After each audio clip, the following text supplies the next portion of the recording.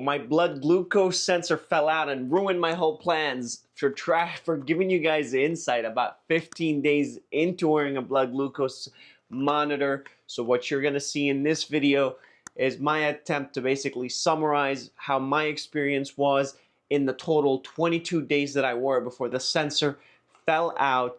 I didn't even get to the 30-day mark I was supposed to make. I made a video for day 1. Was supposed to make a video for day 15, which is what you're watching right now, except there isn't a ton of insight, but there's still a little bit of helpful information that you can find, but there won't be a day 30 because the sensor fell out on day 22, so enjoy. In this video, I'm going to discuss my first 15 days of wearing the continuous blood glucose monitor, break down my experience, the benefits I saw, things that I was not pleased with, so that you can be informed and make a decision for yourself about whether it makes sense for you to use a continuous blood glucose monitor or not. Now, here's the crazy thing that happened. So I wore the first sensor for the first 15 days. I wore it on my right arm, and then I switched it because after 15 days, the first sensor expires and you have to switch it. So I switched to the second sensor that came in the box, and I decided to put it on my left arm, and I put it higher up, which was problematic because I kept, every time I wanted, for example, to take off my shirt, and I'm trying to pull off my shirt, my t-shirt would get stuck on the sensor and it would pull on it. I had it higher up, which wasn't a good idea. Long story short, it eventually came out, and I wasn't even able to finish the second 15 days that I was supposed to wear it for. And it was, I think I wore it for a total of, I believe it was 22 days before it actually came out. And I'm looking right now, this is just a free-flowing conversation right now because I wanted to do a thorough job presenting this, explaining this, and then the sensor came out. So I wanted to do it at day 15, but I am obviously way past the day 15 that I was supposed to post this video, but things got hectic with family, business, and other things, and I'm posting it now. So some of it is going to be rambling, and I do apologize for that, but let me take a look right now. So the last recordings, looks like my last readings were on June 11th. And I think it was either June 11th or June 12th that the sensor came out, and I just had to take it out because I could not reinsert the sensor. It was just done for. So let's break it down into how often did I have spikes where my blood glucose went above 140, and then what was my average blood glucose, because those ultimately are the two things that matter most, in my opinion, is how often are you having spikes, which is like how high is your blood glucose going, and then what is your weekly or 7-day average blood glucose levels. So just going off the last 7 days prior to the blood glucose sensor being ripped out of my arm, the average blood glucose reading was 107. Now remember, blood glucose levels for someone who is not type 1 diabetic or type 2 diabetic or pre-diabetic is going to be between 70 to 140. I'm not able to find all the times, the number of times that my blood glucose spiked above 140, but if I'm remembering correctly, it was probably a handful of times, no more than 10 times in the 22 days that I wore it did my blood glucose spike above 140, which is pretty good. Again, just going off the data that I had for the last week before the sensor came off, I spent, let me take a look. let's take a look at the last 30 days. I spent 99% of my time within the target range, and my average blood glucose was 107. If you could see it, 107. I'll just candidly speak about my experience wearing it, and hopefully that will help you make a decision as to whether it's something worth considering or not. Right off the bat, if you are pre-diabetic or have type 2 diabetes, then I absolutely believe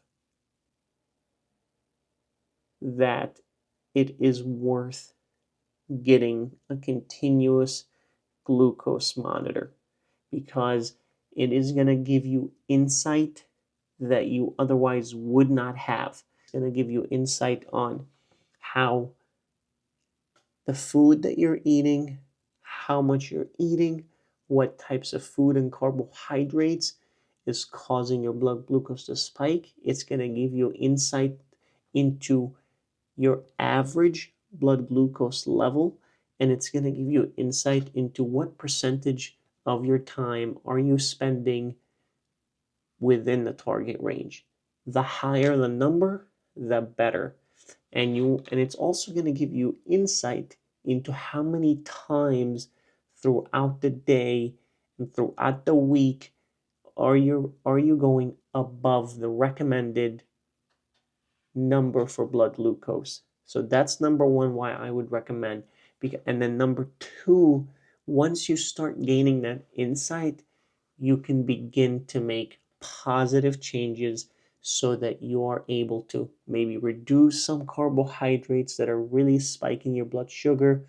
Maybe you're able to start seeing how exercising before or after a meal was going to decrease your blood sugar.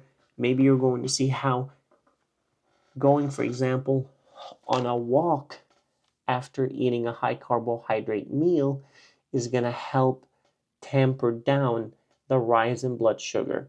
So I think there is so much to be gained from the feedback that you get in terms of adjustments that you should and will need to end up making to your nutrition, to your exercise habit, sleep, and stress. So, yes, if you're pre diabetic or type 2 diabetic, then absolutely make the investment and get yourself a continuous blood glucose monitor, because there is so much to be gained from it. And you're doing yourself a disservice if you're not using it and using this type of technology to help you make better informed decisions about your health. So, what about people like myself who are not pre diabetic and don't have type 2 diabetes and are considered healthy weight with no chronic conditions? Would I recommend that you get a continuous glucose monitor? And the answer is yes, but not for the long term.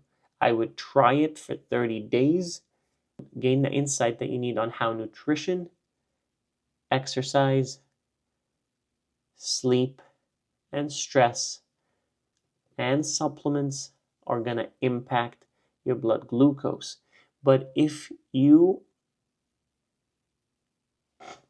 see the results that I saw, which is that you're spending the majority of your time, above 90% of your time is spent in the target range, and you're seeing that your weekly average glucose readings are within the target range and they are on the lower side. Once you have that data, then I don't think you need to continue spending money into the continuous glucose monitor every single month. That's what I'm going to be doing for myself. As a matter of fact, I'm not going to be buying it again for myself. I'm actually going to be buying it for my wife to try out so she can gain the same insights that I gained. But I don't think there's a need for me to continue wearing it. Maybe I'll do it again in 6 months. Maybe I'll do it again in a year. But I just don't see why I would need to continue wearing it if I'm healthy. And the data that I received for the 22 days that I wore it demonstrated that. That's my lesson. Again, I'm sorry for the ramble. I wanted to make this video more thoroughly. I wanted to be more prepared for it. But the fact that the sensor came out caught me by surprise, and it sort of ruined my whole plans basically, because I made the video on day 1, wanted to make the video on day 15, and then I wanted to make the video on day 30, but I had to cut it short because I only got 22 days of wearing the CGM. So maybe I might consider doing it again, just so that I have the full 30 days worth of data to be able to have a better picture on whether it's worth it or not. But I think 22 days is plenty. Again, maybe in a couple of months I'll revisit this and I will actually get it again and try it for the 30 days.